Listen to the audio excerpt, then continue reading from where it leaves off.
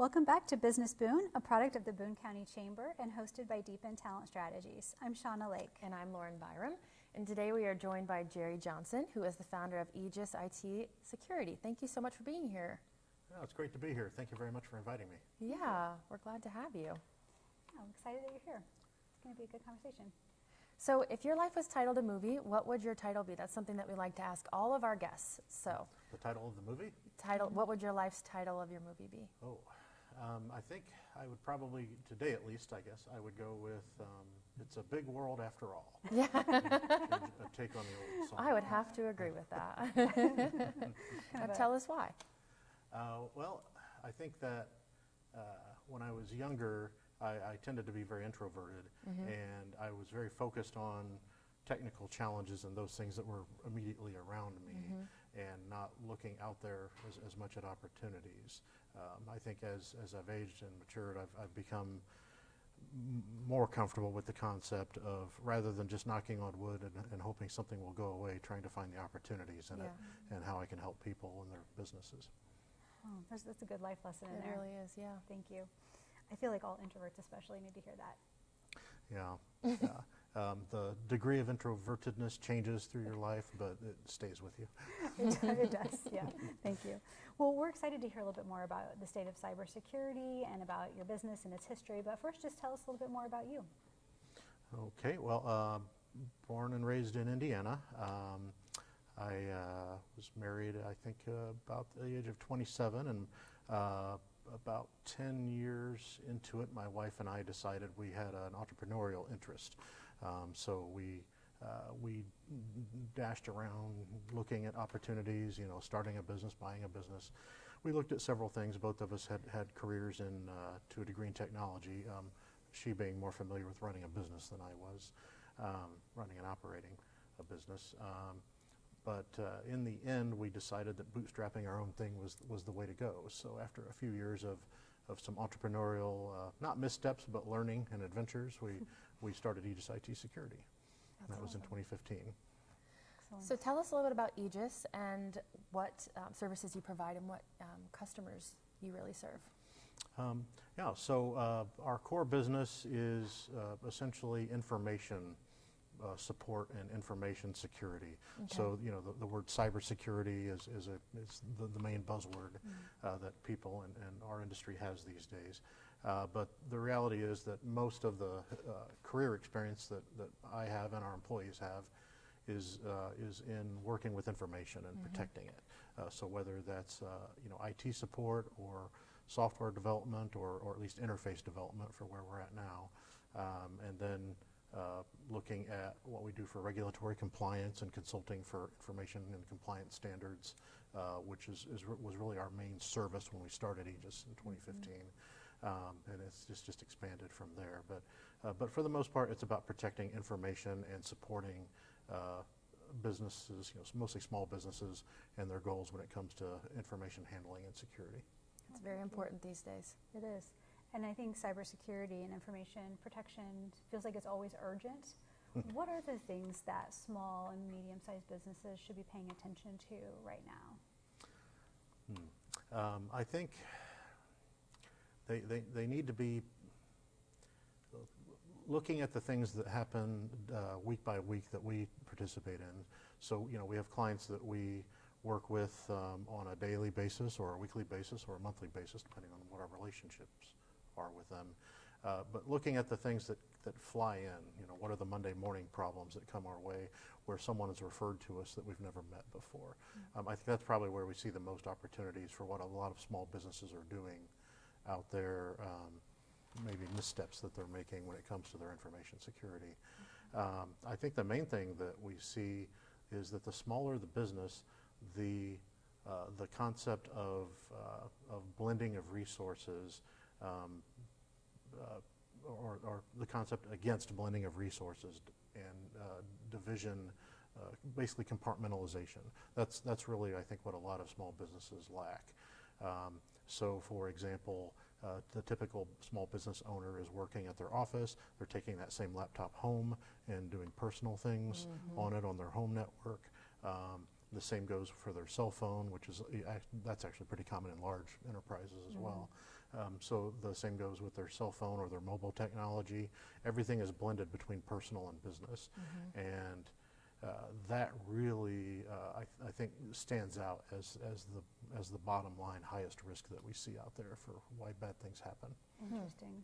That is, I would not have guessed that, so thank you. I would not have either, honestly. Yeah, there's a concept that enterprise businesses have right now. It's been out there a while, but it's the zero trust concept. So the idea of dividing things up, having your, from a small business standpoint, a good way to think of it would be having your business resources be your business resources and not using them for anything personal, not mixing, like having people bring their personal computers or their personal cell phones into your business network, basically dividing those things up. And then along those lines, also looking at, email hosting, for example. A lot of people in small business, maybe they have a business relationship for their email hosting, but they're not really going to a high enough level. They might use their web hosting company to do that, as opposed to Microsoft or Google. And with Google, of course, they have business plans as opposed to just using a personal plan. Yeah. There are protections that come along with that when you scale up to business-grade solutions. Yeah. Thank you. So I think a lot of people have this mentality of it's just not going to happen to us, or that's not going to happen, But we all fall prey to those kind of things. So can you kind of maybe, if you have a real-world example of this happening to one of your clients or even to you yourself? Yeah, so we, in addition to our customers that we do ongoing support with, we also act as an escalation point for a couple of larger companies. So they have their own IT departments, and if they have cybersecurity issues or compliance issues, usually they're regulated, or if they have compliance issues, then they will refer those to us as an escalation point. A couple of those relationships are actually other IT vendors. So a couple of small IT companies that will escalate problems to us to consult with and do forensics work on. So we see those kinds of problems multiple times a week. On average, 2 or 3 times a week, we're working on a mailbox compromise or a computer compromise or a ransomware situation. So that's pretty much a weekly occurrence for us. I've never heard of the if word we don't, ransomware. If we don't see something like that, it's been a pretty slow week, but in a good way. Yeah, I would say so, in a good way. As far as it's really about the net that the threat actors are throwing. So if you ransomware, I'll talk about that for a second. So ransomware is a type of virus or malware where the threat actors gain control of your computer and they encrypt your information on the computer. And they do it in such a way that it's behind a lock in the form of the encryption, and only they have the keys, essentially. And so that means that your data becomes useless to you that's on the computer unless you pay their ransom. That's why they call it ransomware. And those threat actors that do that, and there are a lot of things that they do, but ransomware is a pretty large thing that is happening. They cast a very wide net. They don't care who the victims are for the most part. They're looking for, it's all monetary. So if you are small, then maybe they think they'll get a little bit of money out of you to decrypt it, and a little bit to them is a lot to us, by the way. Or if you're a very large business or a healthcare organization or government, they might be looking for a large amount of money. And sometimes they think the victim can pay it. Sometimes they think the victim's insurance company can pay it. That's what they're after. And they cast such a wide net that they're not really considering the size of the company that falls prey to it typically. That's terrible. And that's true for a lot of the things out there. Either they're trying to monetize you and your information, or they're trying to use your technology as a launching platform. The most successful hacks that we see that we help our clients protect them from, but also that we see when we have a new company referred to us or an individual. The most successful things we see are in cases where someone maybe it's one of your customers or a vendor you work with or just a friend, they become compromised, and then their mailbox is being used to send the malware to you, and then that makes it a very effective attack because it's truly coming from someone you know. Yeah. At least for a time until they realize what's going on and communicate that. There's a window of time where a lot of other companies and people can be infected. Yeah. Wow. Wow. So with these, how prevalent these things are, what are some lower effort, higher impact things that organizations can do to increase their security posture? On the technical side, that compartmentalization concept that I mentioned is important at the technical level. But then looking at products that are used, making sure that you have multiple layers of protection is really what it's about. Businesses should typically have a business grade firewall able to stop threats at what they call the network level, if it's detected on the network. And then on the computers themselves, making sure that your antivirus software not only watches the computer but also monitors your email. It's very important these days to monitor your email for attacks as well, along with any web traffic, like websites you go to that might be infected. I know I have family members who have over 20,000 inbox messages, and I'm like, I don't know how you do that. Yeah.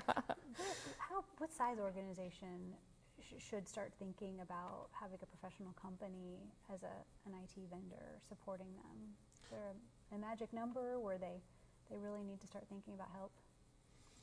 I think it's about your revenue that you're protecting more than anything. Okay. Risk management is, at the end of the day, as a science, that's about dollars.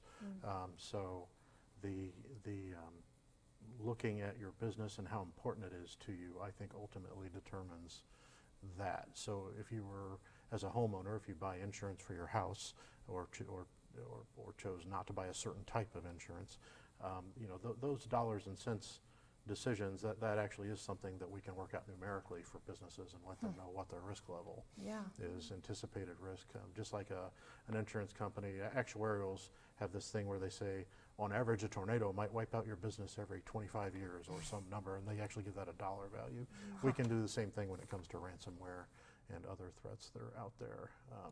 But it ultimately, the gut, if a business owner feels like they are nervous about what they have to protect, it's certainly time to be talking to a professional. I would say that's, from my standpoint, looking at it from a size perspective, we have customers as small as 5 to 10 employees. For some of those clients, we typically do their IT support as well as cybersecurity and compliance work. And then larger companies, like I mentioned, we have customers large enough to have their own IT departments or just a company dedicated to that as well. And we integrate with whatever structure they have to try to protect them. That's great. So looking ahead, what do you think could be some trends or threats maybe business leaders need to know so that way they can future-proof for their business when it comes to IT security? Future-proofing, if only. I think a lot of people are talking about AI threats right now. AI's main contribution on the part for the threat actors is quantity and quality. So we see that the campaigns that are launched by these groups out there that are in a lot of cases organizations doing this. They are businesses that are they're actually buildings and offices staffed with hundreds of people, thousands of people perhaps doing these things. Scam phone calls, the text messages, the emails. A lot of those things are very big business out there. And when they look at AI from their standpoint, what it's allowing them to do is do things that are much higher quality than they've done before and implement them faster. We look at developers and programmers these days being able to use AI to help them code. The bad guys are doing the same thing. It's a force multiplier for everyone. On their side, the quality is really the big thing.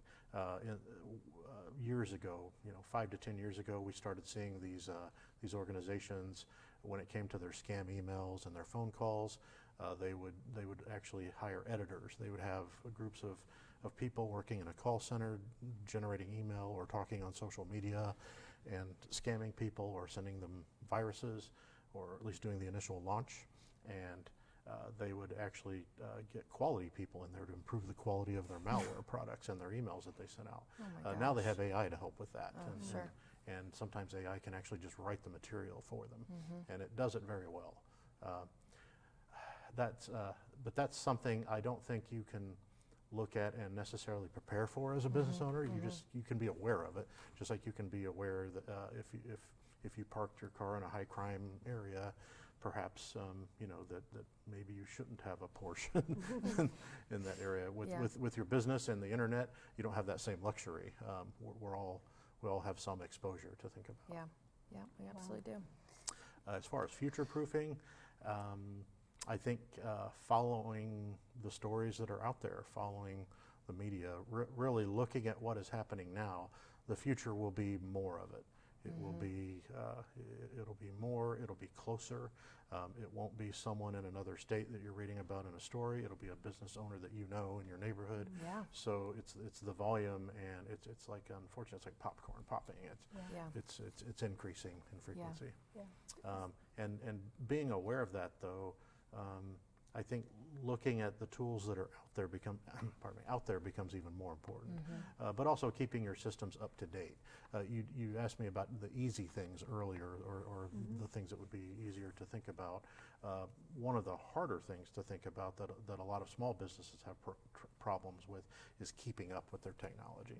And we know that's a struggle for any new customer we work with. We always find some issues with legacy systems that need to be protected or need to be air gapped or bottled up somehow so it's not a risk to the rest of the business. That modernization of your operating systems and your hardware is more challenging for small businesses. And that's one of the things we can consult on pretty regularly is how to handle the legacy things that are out there and to best use them and keep them going. That's great. So we all need to be aware of the risks and also get some professional advice to know that we can't all be experts in this. So we're glad that people like you are. And there are a lot of talented people out there in this field. IT people and cyber security people. It's even someone who hasn't been doing it as long as us, or works with even smaller businesses than us, or has a smaller background. From an education standpoint, people that are going through the education system right now are being indoctrinated and trained in a lot of these concepts that we're talking about. So it's most people can find an expert to talk to these days. Good. That's great. Well, Jerry, we always like to end by asking our guests, what is something you know now that you wish you had known earlier in your career?